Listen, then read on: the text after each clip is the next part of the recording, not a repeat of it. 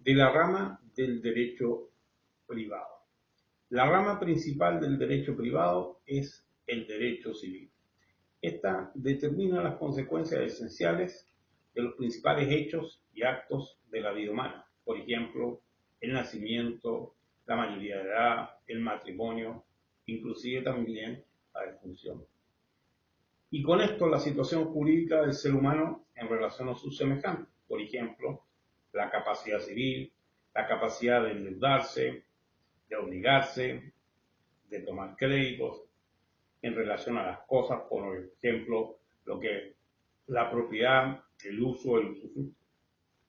Esta rama normalmente se divide en 5 grandes áreas. El derecho de las personas, que tiene que ver con los aspectos de capacidad jurídica, estado civil, domicilio. El derecho familiar, que tiene que ver con los aspectos de matrimonio, divorcio, legitimación, adopción, patria potestad, tutela, curatela, entre otros. El derecho de los bienes, la clasificación de los bienes, posesión, la propiedad, el usufructo, uso, habitación, servidumbre, entre otros. También está el tema del derecho sucesorio, todo lo que tenga relación con las sucesiones testamentarias y las sucesiones legítimas. Y por último, el derecho de las obligaciones. El derecho mercantil, el cual está dado por el conjunto de normas jurídicas que se aplican en los actos de comercio legalmente calificados como tales y a los comerciantes en el ejercicio de su profesión. Aquí se ha hecho una gran clasificación del derecho objetivo en 2 grandes ramas, el derecho público y el derecho privado.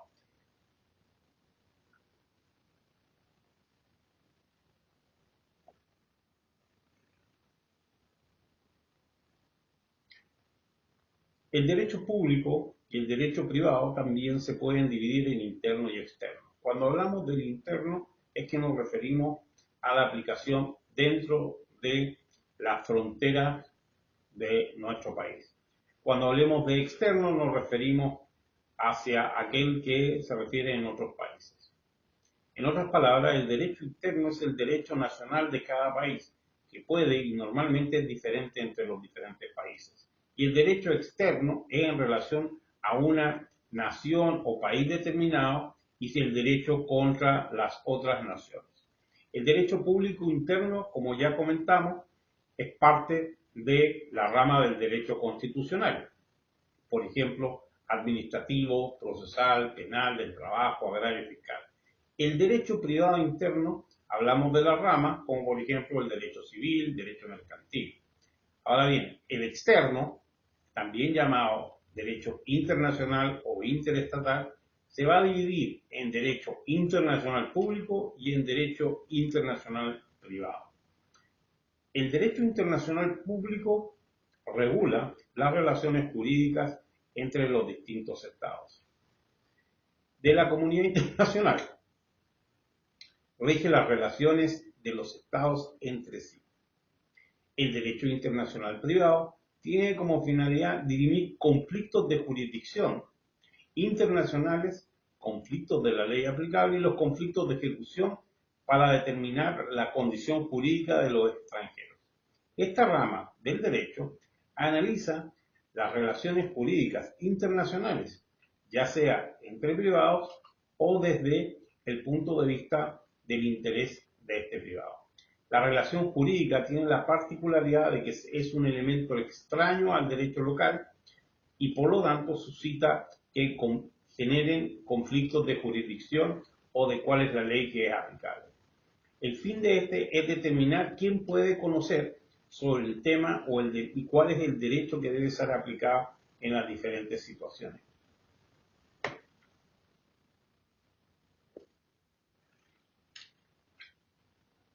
Sobre el origen del derecho.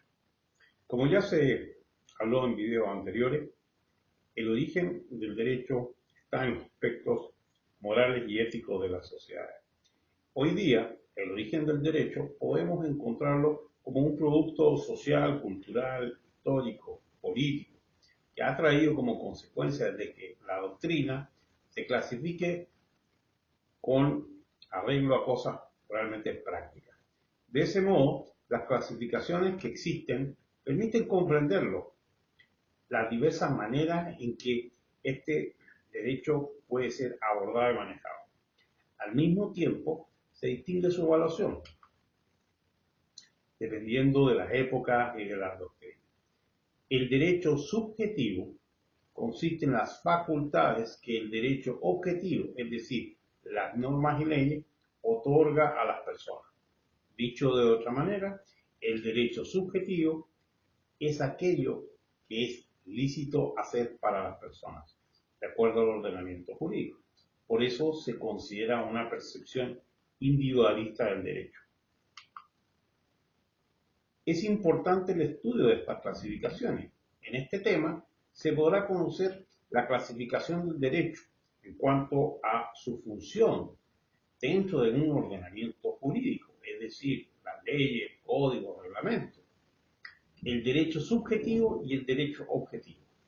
El derecho subjetivo son aquellas facultades, potestades jurídicas inherentes de las personas por razón de su naturaleza, contrato y alguna otra causa admisible en el derecho, un poder reconocido por el ordenamiento y jurídico a la persona que, dentro de un ámbito de la libertad, actúe de la manera que estimen más conveniente, a fin de satisfacer sus necesidades e intereses junto a la correspondiente protección o tutela de su defensa, siempre delimitado por el interés general de la sociedad.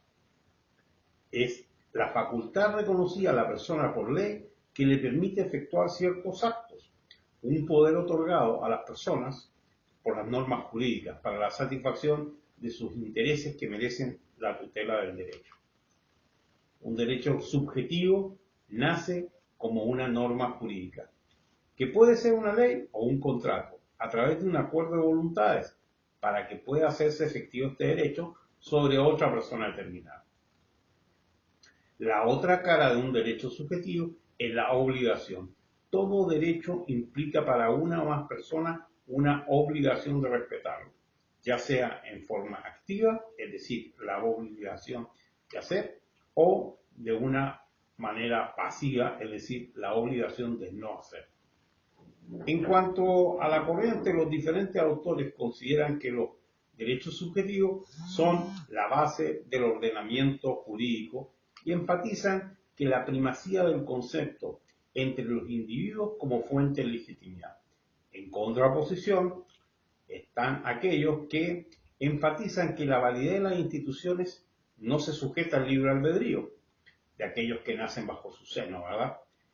También llama del derecho objetivo. La libre aceptación por la parte de los miembros de una comunidad del orden que lo sujeta a la misma, como por ejemplo lo que se llamaba Jean-Jacques Rousseau en el contrato social, se topa con los representantes del derecho objetivo, donde allí el mayor aporte lo realiza Hegel, con la dificultad desde el punto de vista que según ellos es insalvable, donde los miembros de una comunidad no pueden fundar su posibilidad ni la legitimidad de sus instituciones en algún tipo de consenso, dado que dicha comunidad preexiste a sus miembros, ya está ahí constituida en sus instituciones y cada persona encuentra su estatus en su seno a merced de la integración de las mismas.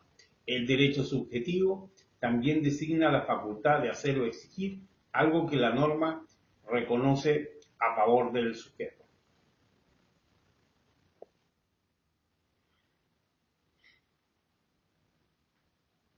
Clasificación de los derechos subjetivos.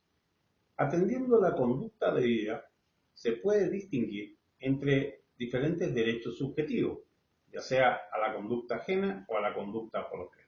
Cuando se menciona la conducta propia, es decir, el hacer o no hacer lo que yo diga, sería una parte, o a la conducta ajena, es decir, exigir una conducta positiva o que se haga algo, o exigir que no se haga algo.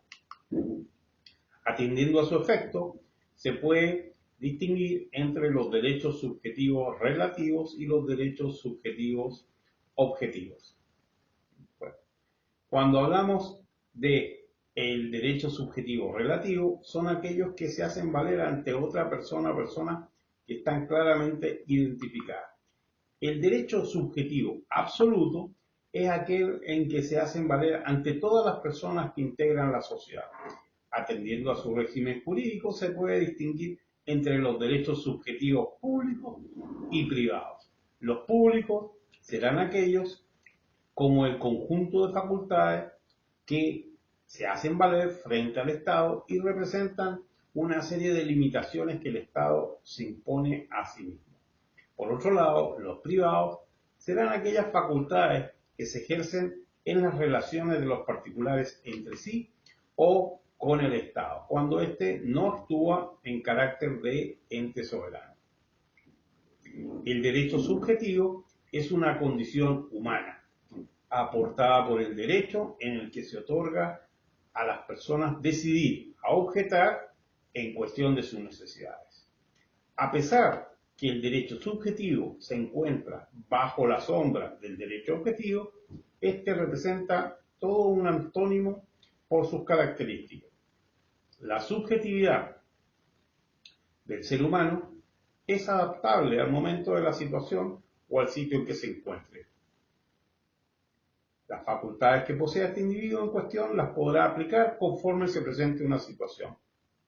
Y está claro que el derecho subjetivo mantiene distancia y respeto por la objetividad del derecho, cuyas leyes y formas jurídicas establecen un estado de orden sólido, el cual cada persona debe asimilar y regirse por él. El derecho subjetivo se da por una norma jurídica que incluye un contrato o una ley. Por este medio, un acuerdo de conformidades para que de esta manera pueda llegar a realizarse dicho derecho sobre cualquier otro sujeto en particular. El derecho subjetivo se entiende entonces como la libertad del individuo de tomar decisiones. El derecho y la sociedad no pueden ser tan firmes teniendo en cuenta la cantidad de culturas y tradiciones que el hombre ha desarrollado por todo el mundo desde sus primeros pasos. Esta es la razón por la cual se establece una línea de holgura entre lo correcto y lo incorrecto, a fin de que se puedan solucionar los problemas dentro de esta diferencia para no llegar a los extremos. Por otra parte, el derecho objetivo contempla una serie de situaciones, leyes, sanciones aplicadas ante una falta de alguna de las partes.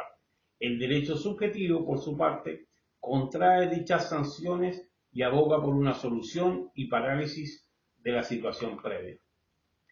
La voluntad humana de decidir es inherente. La potestad de ejecutar acciones buenas o malas está en manos de la ética, la moral y los buenos principios que hemos comentado anteriormente.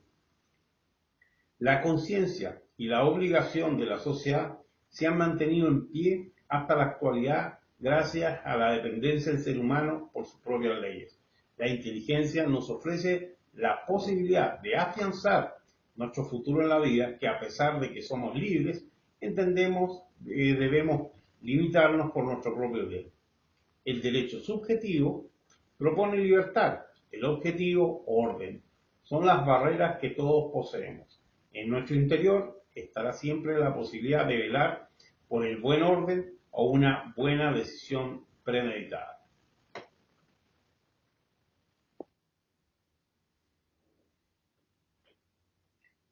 Sobre el derecho objetivo. Según Álvarez, se conoce el derecho objetivo como el conjunto de normas jurídicas que componen el sistema de derecho en México. El derecho objetivo mexicano establece en la Constitución Federal un sistema democrático.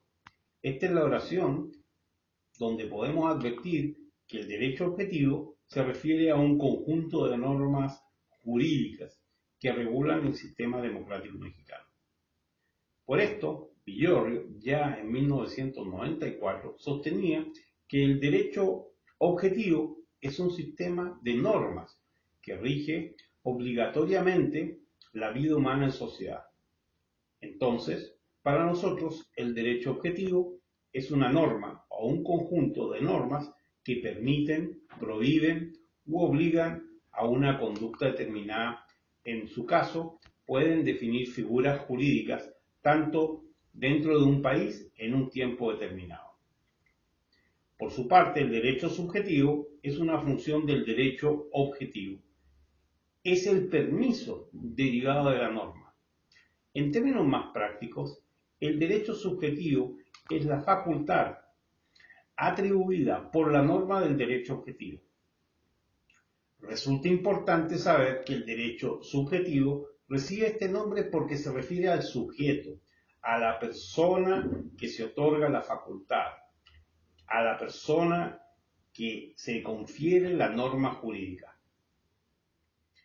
En este momento ya se entiende qué es lo que es el derecho objetivo y la diferencia que tiene con el derecho subjetivo, por lo que uno estaría ya en la posibilidad de profundizar en estos temas.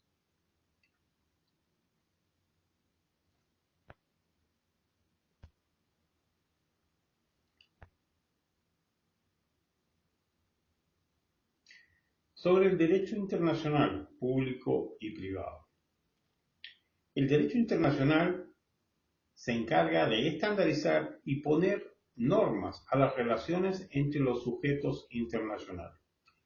Se clasifica en derecho internacional público, que establece las normas que regulan las relaciones entre los estados y organismos internacionales y crean los mecanismos de funcionamiento. Y también el derecho internacional privado, que es el conjunto de normas de manera privada que indican la manera de resolver conflictos entre sujetos internacionales. Los tratados internacionales aprobados en asamblea de los organismos de integración para que entren en plena vigencia se deben debatir y ratificar por los diferentes parlamentos de los países integrantes. La soberanía de las naciones ejercida por aquellas hombres, mujeres mayores de 18 años de edad, está representada en estos órganos legislativos, elegidos por sufragio universal, directo y secreto. Esos tratados pasan a ser parte del marco jurídico. Algunos datos sobre el ejercicio del derecho.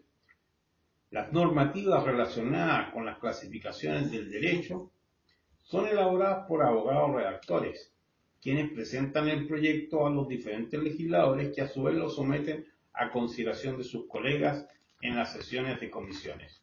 Luego se procede a un estudio con abogados asesores parlamentarios y posteriormente en las sesiones plenarias, de acuerdo al reglamento del Parlamento, para su debate, discusión, alcanzando en un periodo determinado su preparación para ser votado a favor o en contra del proyecto.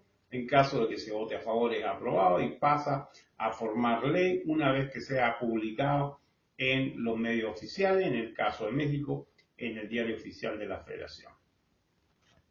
El proceso de elaboración de leyes y reglamentos es una manera en la cual el derecho y la política trabajan de manera conjunta.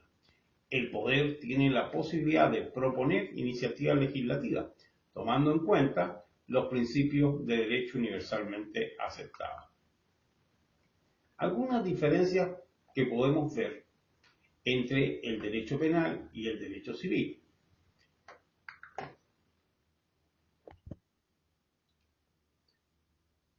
Diferencias que podemos ver entre el derecho penal y el derecho civil. Entre las clases de derechos que hemos comentado en los diferentes videos, se pueden establecer algunas claras diferencias entre el derecho penal y el derecho civil. El derecho penal se encarga de aquellos delitos contra el Estado. Por ejemplo, cuando un fiscal acusa a un político corrupto. El civil se encarga, por otra parte, de la disputa de diferencia entre individuos privados. Un demandante presenta una demanda contra la defensa. En este caso, tenemos una serie de universidades que siempre están ofreciendo diferentes programas para Volkswagen.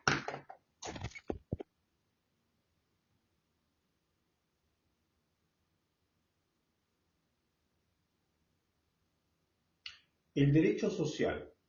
Habíamos hablado en videos anteriores que originalmente teníamos diferentes ramas del derecho.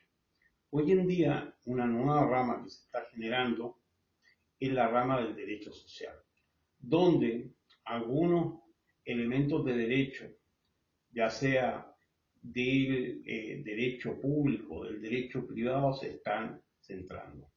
En general, se acepta como que el derecho social es el conjunto de aquellas leyes y disposiciones autónomas que de alguna manera desarrollan diferentes tipos de procedimientos y principios para proteger grupos de personas que están más débiles a nivel social y que por lo tanto necesitan un apoyo mayor. En este sentido, uno de los ramas de derecho que entraría dentro de esto sería el derecho a la seguridad social, el derecho laboral, el derecho agrícola, por ejemplo, por nombrar algunos. ¿Mm?